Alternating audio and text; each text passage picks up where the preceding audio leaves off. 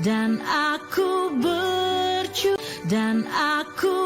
berjuang. Saya Rena Sisrawati, CGT Angkatan 5, Kabupaten Labuan Batu Utara.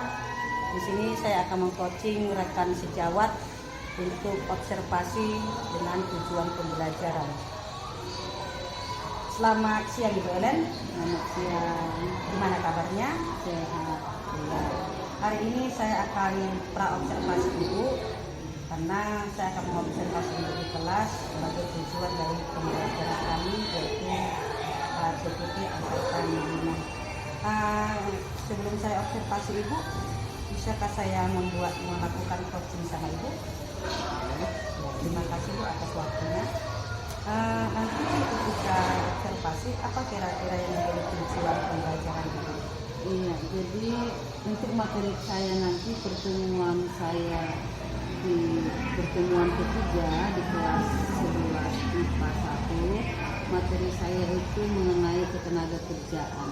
Jadi tujuan pembelajaran saya yang pertama yaitu siswa mampu mendefinisikan apa itu ketenaga kerjaan. Yang kedua, siswa mampu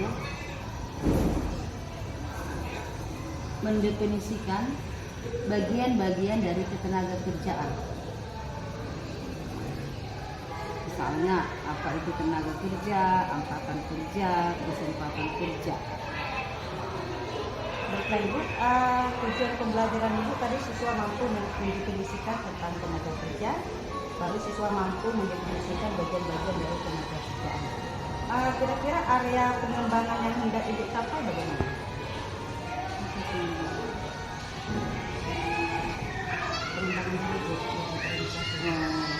Area pengembangan bagi saya dengan tujuan pembelajaran ini, saya akan melakukan pembelajaran berdiferensiasi.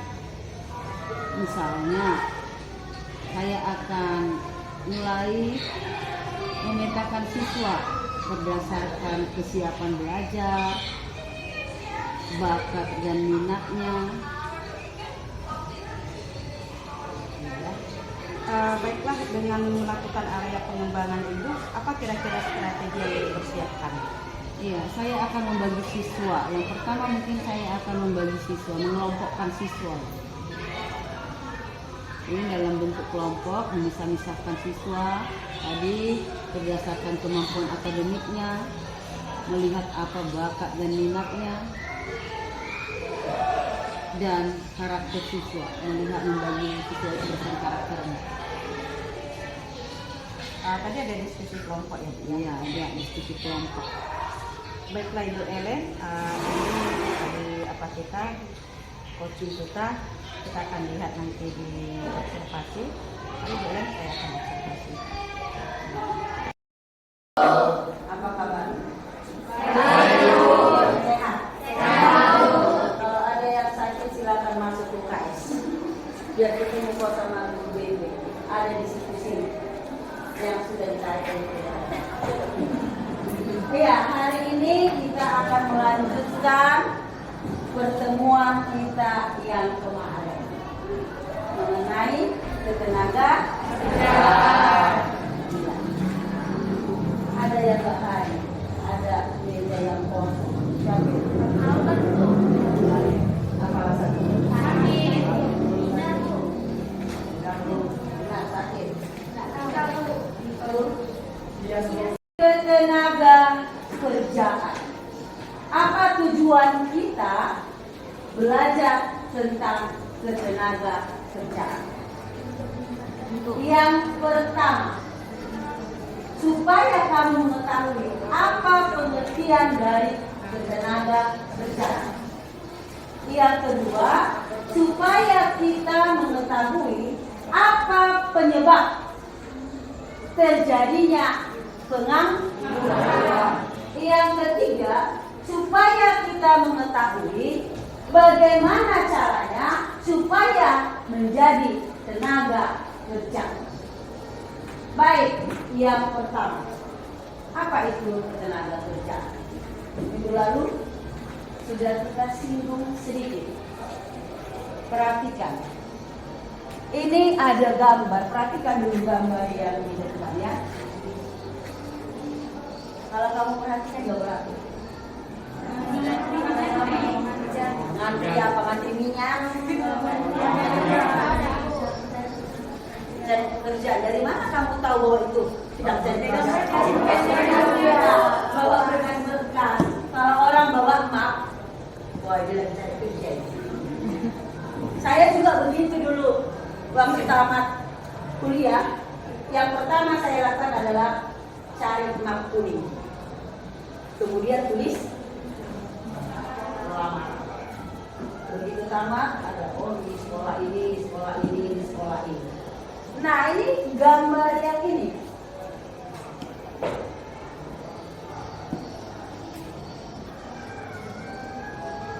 Coba baca. Iya, kami ingin bekerja kembali. Berarti sudah pernah bekerja. Ada alasan yang menyebabkan orang tersebut tidak dipakai lagi, tidak dipekerjakan lagi di perusahaan atau di mana dulunya dia pernah bekerja. Baik, yang berikutnya. Beberapa.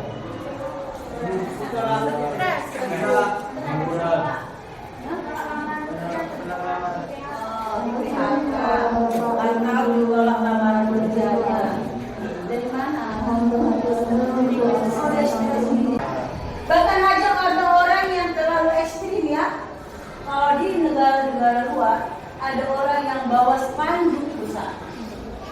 Dia bilang, saya butuh pekerja, saya butuh pekerja. Nah apa itu tenaga kerja atau ketenaga kerjaan? Ketenaga kerjaan artinya segala sesuatu yang berhubungan dengan tenaga kerja, angkatan kerja, lapangan kerja, dan kesempatan kerja. Kita mulai dari yang pertama. Siapakah itu tenaga kerja? Orang yang sudah mampu menghasilkan uang.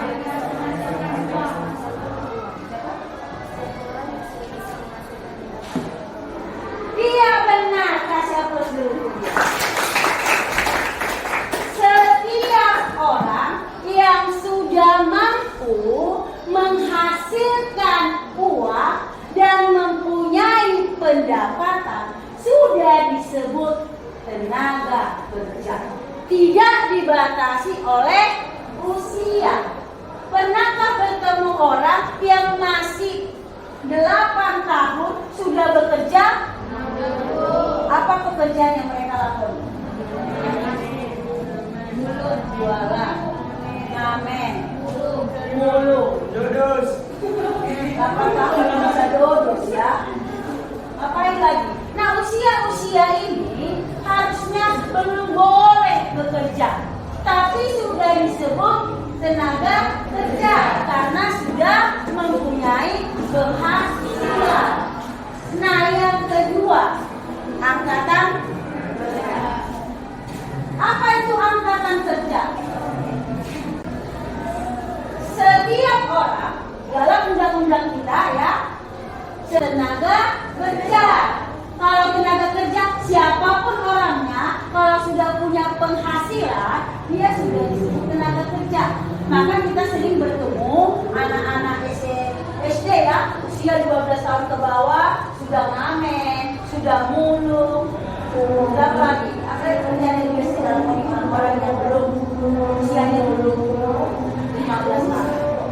Ya pekerjaan yang memang hanya mengandalkan tenaga fisik ya. Nah yang pertama tadi ada tenaga kerja, yang kedua angkatan kerja, yang ketiga kesempatan kerja. Apakah itu kesempatan kerja? Iya benar, tersedianya lapangan pekerjaan bagi orang yang membutuhkan pekerjaan. Nah, siapakah orang yang dapat atau memperoleh kesempatan kerja? Siapakah orang yang bisa memperoleh kesempatan kerja? Apakah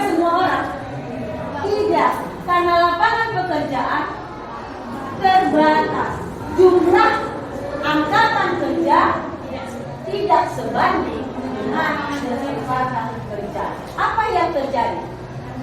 Apa yang terjadi? Kalau jumlah angkatan kerja lebih banyak daripada kesempatan kerja, iya, memang. Bagaimana caranya supaya tidak kita nganggur, supaya kita bisa masuk dalam kesempatan kerja tadi? Ya, itu yang pertama, ya, meningkatkan kualitas. Yang kedua, memang perlu meningkatkan pengetahuan pendidikan.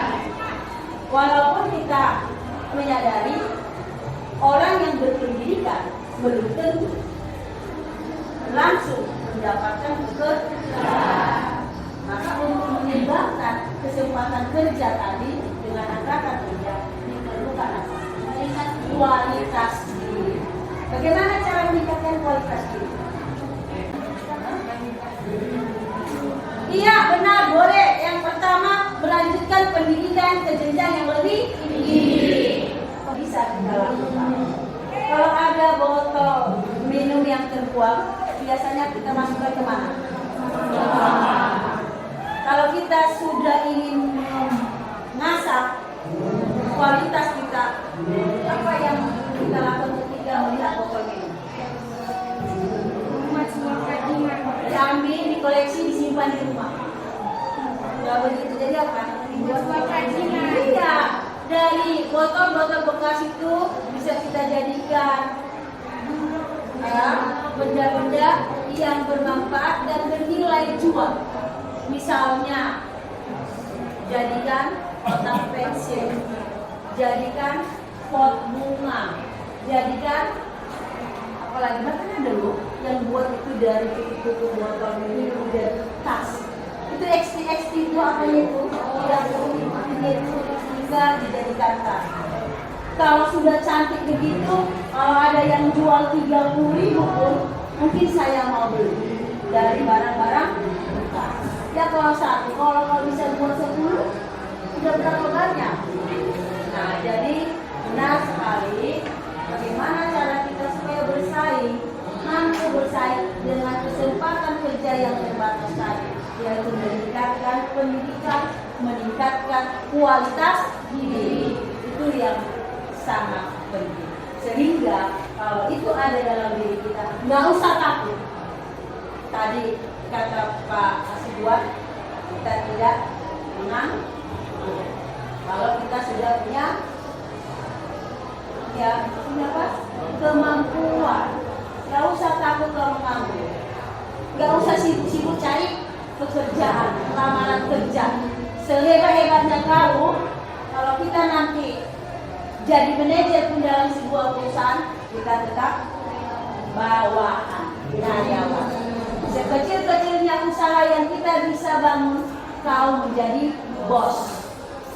Mana lebih enak, jadi bos atau karyawan? Bos ya, nggak ada ya ngatur, malah kita ngatur.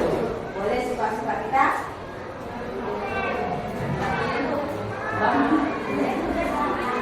Boleh sifat kita datang. Iya, kalau mau usahanya ditutup hari ini juga, mau tour dulu keliling Eropa, boleh. Kalau saya ada uang saya pun mau keliling Eropa saya nggak boleh. Ada bagi dari atas. Ya, karena saya karyawan. Tadi pengertian dari ketenaga kerjaan.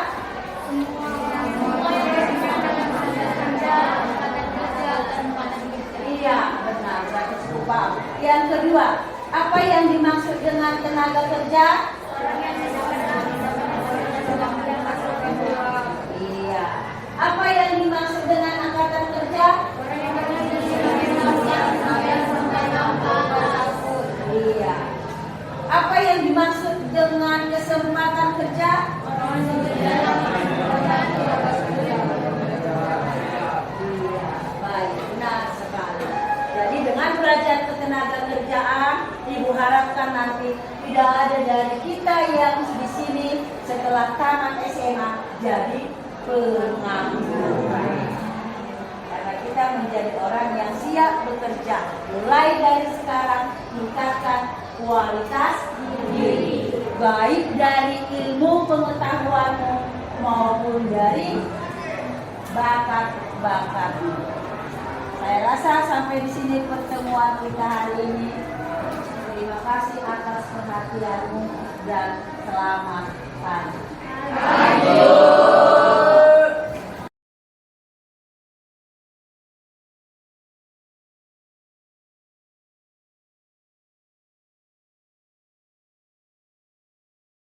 Selamat siang, salam sehat, salam guru hebat, salam guru penggerak. Hari ini kita kembali coaching kepada Ibu Ellen, yaitu guru di SMA Sultan Hasanuddin, Kabupaten Labuan Batu Utara. Ketika kita melakukan observasi di kelas 11 IPA, dan sekarang adalah coaching untuk pasca observasi. Selamat siang Ibu Ellen, gimana kabarnya? Terima kasih. Kita kemarin sudah observasi di kelas 11 IPA ya Bu ya, pelajaran ekonomi, di mana waktu observasi Ibu menerangkan tentang tujuan pembelajaran itu siswa mampu mendefinisikan tenaga kerjaan, juga tujuan yang kedua siswa mampu mendefinisikan bagian-bagian dari tenaga kerjaan. Nah, setelah Ibu di kelas melakukan tujuan pembelajaran juga strategi dan area pengembangan, apa kira-kira yang menjadi catatan refleksi itu? Saya masih ada beberapa siswa yang belum mampu mendefinisikan tentang tenaga kerjaan. Mampu mendefinisikan tenaga kerjaan ya. Ada lagi Bu?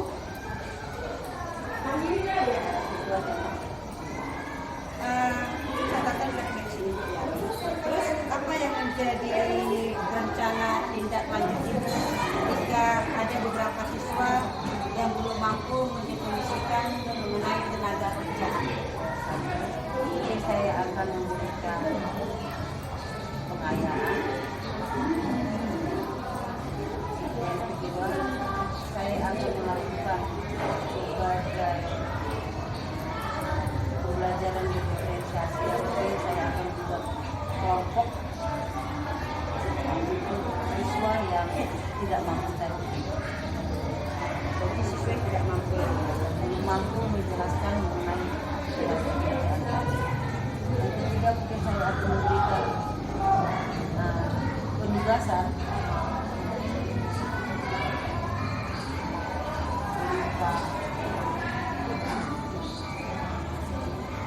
berupa asesmen tentang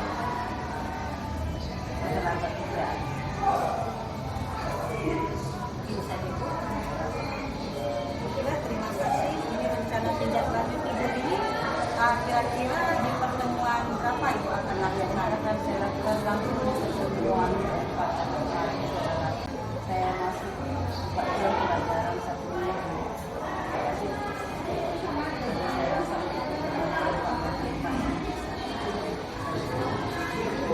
Oke, baiklah Ibu Ellen, terima kasih atas waktu yang sudah Ibu berikan bagi saya.